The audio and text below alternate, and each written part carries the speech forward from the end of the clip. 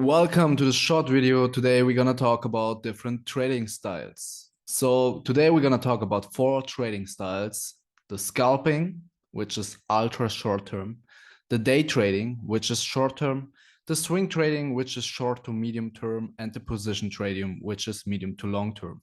As you can see here on the left, we have an example of scalping. Scalping focuses on intraday movements, and positions are only valid for a few seconds to minutes. There is less volatility involved and thus often used with higher frequency or leverage. It requires full monitoring while trading.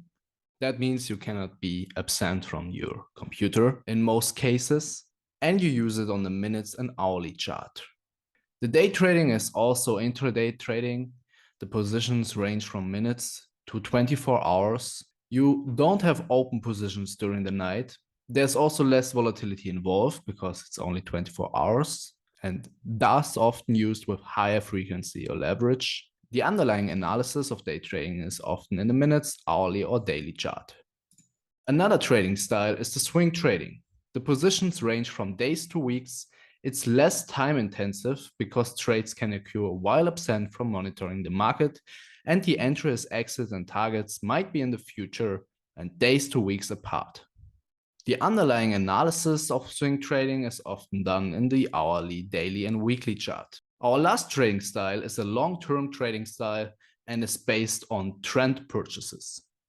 The positions range from months to years.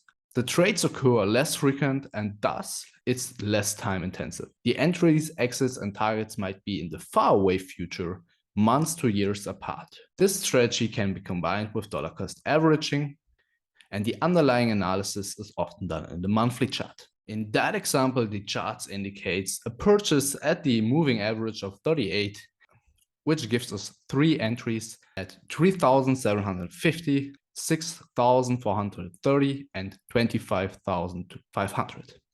But as you can see, it's only 3 purchases during a time frame of several years.